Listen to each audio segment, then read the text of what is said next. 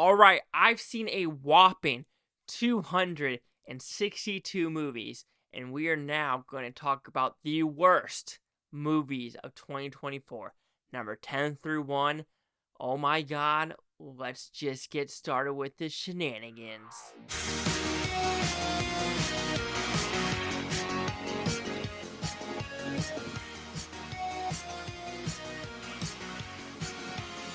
Chase Lee Hockey here with the Blue Futon, going over the worst movies of 2024. And you saw my 25 through 11 list? Yes, those are bad. But now we're getting into territory where it's like, why were these made? And I'm looking at them, and there's some of them that are on people's lists, some you probably never heard of, and some of them you're thinking, really?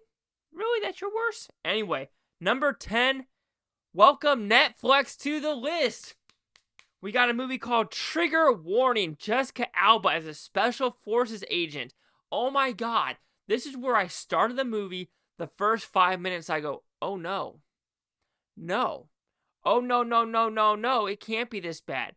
Horrendous CGI, horrendous stunts, horrendous gunplay, horrendous CGI, horrendous CGI. Oh, did I say horrendous CGI? This is horrible. Am I really supposed to believe Jessica Alba is a Special Forces agent and can do all this shit? No. The story when she goes back home, laughable. Everything about this movie, you're just like watching on screen saying, how does this get made? I'm just baffled at the shenanigans that is ensuing in this film. And I'm looking at the list. Netflix only has, shockingly, 2 bad movies on this list. And that's still 20%. But my god, trigger warning. There is a trigger warning for this film. Don't fucking watch it. It is the worst action. No, it's not the worst action film on this list. But my god, it is up there. Number 9. This is one of the worst PG-13 horror films that was in theaters. Bagman. Okay, so this was one that I had no trailers going into it, so I'm thinking, you know what? Maybe it'll be good. Surprise me, Bagman. It did not. It surprised me how bad it was. Some of the character decisions in this movie, and that's the fun thing about these bottom 10, are character decisions just do not work. And this one, the bad guy, the Bagman, you had something there, but the unbelievability of a random skinny motherfucker with a random fucking bag could just twist and turn people and be like, zip, and you're gone forever in this weird fucking cavern that everyone knows about. Even the cops knows about it, where it's like, maybe we take a fucking SWAT team and try to do something about it. But everyone's like, nope. And just stupid choices where it's like, oh, I found this wooden thing in my trash can. And someone's like, well, maybe mom put it there. How the fuck would mom put it there when she would have to go to the fucking cave, grab the fucking wooden toy, and put it in the trash can? Also, all the shit in the garage, the convenience of this movie, oh my god. It's like, what? Oh my god. It was bad. One of the worst PG-13 movies, but it's not the worst. It goes to a Netflix film. Number 8. I think this movie came out in March. Miller's Girl. This is one of the just stupidest, raunchiest movies ever. I am sick and fucking tired of these girls going after the dude teachers and the dude teachers having affairs with them. And this movie tries to seem sexy with, oh, this little Jenna Ortega is trying to get with Martin Freeman. Ooh. But if we do it the other way around, it's not sexy, it's just like, oh my god. Like, we look at this now. This is where the double standards comes in. Where a younger girl and an older teacher, it seems like most people are fine with it. But vice versa, if it's a woman teacher and a guy, it's like, oh my god, how, it's just like, we need this, yeah. That's all I'm gonna say is, yeah. It was just sexually unsexual. It was stupid. It was frustrating. And just the whole premise of her, like, backstabbing her friends for no fucking reason and backstabbing this teacher and just her just being a complete bitch. Like, it's like, this movie is unlikable, it's forgettable, and it's just fucking disgusting. Number 7, a lot of people might be mad with this one, but it is The American Society of Magical Negroes. This movie was notoriously bad. Yes, this is an easy movie to shit on. It's fucking guilty. The premise is stupid as shit, where magical Negroes have to make sure white people are happy, because if white people are sad, they're gonna ruin the world. Bitch, look at the fucking what's going on in the world right now. I hate to say it, are we gonna go there because magical Negroes? Who are the ones throwing people down subways in fucking New York City? Who's stabbing people in New York City? Who's throwing people in front of cars in New York City? Apparently, it's not the sad white people, and shit like this is stupid. The worst part of this movie is not even the sad white people. It is the Justice Smith character had a great fucking life. I mean, nothing bad has happened to him. He's had no bad encounters. There's no correlation with him having a bad past life. But at the end, all of a sudden, he's fucking terrified of the world. Bitch, what? What the fuck are you terrified about? You like Kush, like fucking California and fucking, Silicon Valley. Sure, if this place was in the bumfuck woods of Kentucky, the bumfuck woods of Louisiana, sure, I would be like, yes, maybe your past will haunt you, because I know for a fact there is some redneck motherfuckers that don't like black people. Facts. Fucking facts. But you're in fucking Silicon Valley, California. Piss the fuck off. I mean, I'm sorry. Oh, yeah, listen, this was a horrible premise. Horrible. Like, just not believable. Nothing about this was believable. Everyone was so dumbfounded in this movie, and it was just fucking stupid. Number 6 is probably a movie none of you heard of. It's a Sundance film. It's a foreign film called Vendi, Vinci. It is one about like rich Italians or something killing people. And I understand they're trying to do a political statement for the rich, but it was not a good film. It was very lackluster. There's a reason why you never heard of it, right? Because I don't think it ever got a fucking release or a fucking distributor, because people probably saw this film and said, this is like a megalopolis. This is not a watchable movie. No one's going to like this movie. It's dumbfoundingly stupid. The political message is awe-inspiring dumb. The whole movie, I was just laughing about the stupidity of like, really? Like, watch The Hunt instead. That was comedic genius, making fun of both sides and just having fun with the premise, and everyone can have a good time. This one, you're just like, really? The political statements are old, they're tiring, and fucking stupid. Alright, number 5 is a movie I just watched. I don't know how this got a 70-something% Rotten Tomatoes. Rumors. This is about a G7 summit with, yes, this is a satire of politics and how, like, Canada, USA, Britain, Japan, France, Italy, and there's another country, Germany, and how all politicians circle jerk each other because they think they're higher than everyone else. Sure. But make this shit fucking funny. This was bland. This was boring. This was some of the worst just comedic timing I've seen in theaters. A big brain, like, this is dumb as fuck. You know, the French guy talking about sundials, dumb as fuck. The whole movie is dumb as fuck. I don't mind a dumb as fuck funny movie, but when it's dumb as fuck and there's nothing comedic about this film, it's like, oh my god, let's make fun of politicians. We already know. Oh, let's make fun that they circle jerk in front of each other. We know. Oh, because we know politicians like Nancy Pelosi, the Mitch McConnells, the fucking Chuck Schumers are all about themselves. We already know it. I don't need an hour and 44-minute movie to fucking tell me that. Rumors was really fucking bad. Number 4, welcome Netflix to your worst movie of the year, Time Cut. So this director has done The Knife Before Christmas or some shit like that. Or It's a Wonderful Knife and Freaky. Yes, I can understand Freaky. Stop with your fucking time traveling movies.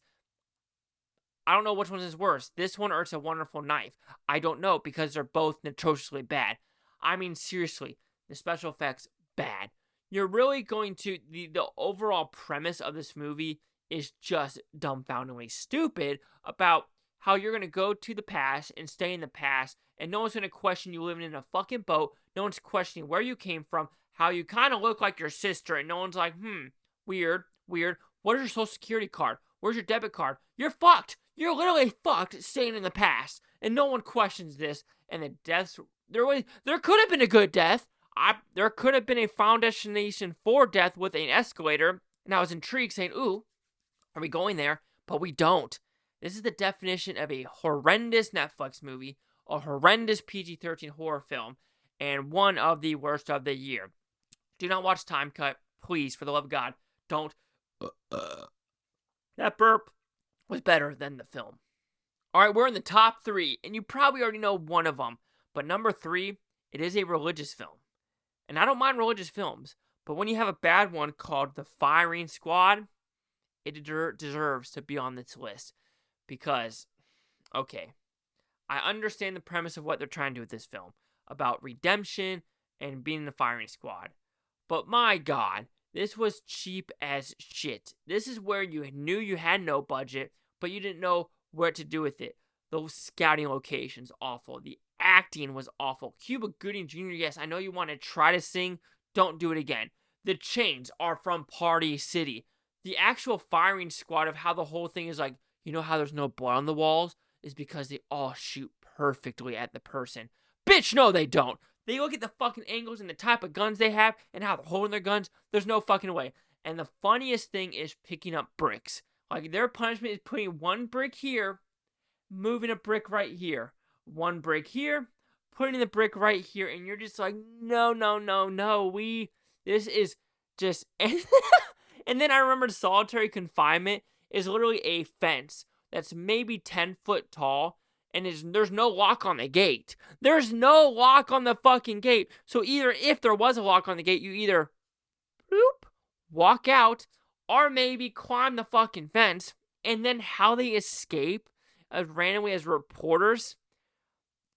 If these guards were this fucking stupid, I mean, my God, just bum rush the fucking gate and run away. There's no way. So I'm sorry. This might have a good message, but it was bad. Bad. Number 2, people are thinking, oh, you know what number 1 is, do you? Number 2 is Madam Web. Worst superhero movie of the year. Hands down. You can tell Dakota Johnson didn't like what she was doing. City Sweeney didn't like what she was doing. That no one in this cast liked what they're doing. It was notoriously just bad. The CGI, atrocious. Adam Scott, atrocious. I'm sorry. The whole premise of this movie is like just far out dumb as fuck. I want to use the R word, the hard R, but I'm not going to say the R word. But anyway, listen. This is where the editing and mistakes are so bad in this film that you're just thinking, why is no one not paying the fuck attention? What I'm talking about, there's an ambulance. Pew, pew, pew, pew, pew. Oh, a semi going at like maybe 15 miles an hour. Well, what do you know? The people in the ambulance is dead. What's even more funny, where was that fucking semi going? Once they pan out, the semi would be going in the ocean. Would be going in the fucking ocean. There's no way why is that semi going that direction? And there's just so much shit like that, like the Pepsi sign. What are you doing? It's just like these, and oh my god, the costume design at the very end of the film of her being blind in like it was bad. The costume, I laughed in the theater saying, oh no, no. And it was like, there's no way. Oh yeah, they did it. Madam Web is bad. Everyone knows it though. Like, people are saying, oh, what's worse, this, Morbius, or Craven? To me, it usually goes Craven, Morbius, Madam Web, and there's not a fucking chance of me changing it. Madam Web, horrible acting. The actors didn't want to do this because Dakota Johnson is actually in one of my top 25 movies of the year. So I know she can act. Someone fucked her. She got fucked. And then the worst movie of 2025 goes to Drive Away Dolls. Oh my god. Talk about a dumb as fuck premise where the whole premise is about making sure Matt Damon as a politician doesn't get his dildo out there. You heard me right. Coleman Domingo's in this film. Matt Damon's in this film. Pedro Pascal's in this film. Margaret Qualley's in this film. What the fucking fuck happened to this film? This is one of the... This is the worst movie. What am I talking about? When you literally have a movie about two lesbians going after dildos and then using Matt Damon's dildo and thinking, oh, that's actually a pretty good dildo. Who the fuck would be like, oh, why would a politician be like, I don't want my dildo out there, because who's really going to take a cast of this dildo and really be like, that is Matt Damon's dick. That is his dick. The premise. I know it's an anti-Republican movie. It fucking is. It truly is. It's bad. Like, when I watched this movie, I've never walked out of the film. I really haven't. Like I said, I fell asleep because I was like tired. Like Monkey Man made me almost fall asleep and the dead don't hurt. But this movie, I was this fucking close to walking out of how unfunny it was, of how stupid it was. The premise was just dumb as shit. The whole movie was dumb as shit. And I gotta sneeze because that sneeze was 10 times better than watching Drive Away Dolls. And this is directed by one of the Coen brothers. Fuck out of here with this stupid fucking shit. Like, seriously. How has Margaret Qualley come from this shit to Substance? Coleman Domingo to this to Sing Sing. Matt Damon this to Oppenheimer.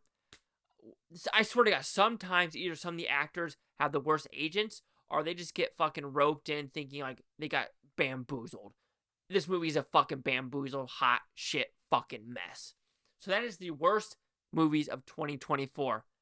Do you agree or not? Chase out here at the Blue Futon. Like, comment, subscribe. One more thing's Bluetontopia. You Blue Futonians, thank you for watching. For great day. Watch us take tomorrow week for a month on your front. Every single freaking one of you. And yes, woof, those were bad fucking films.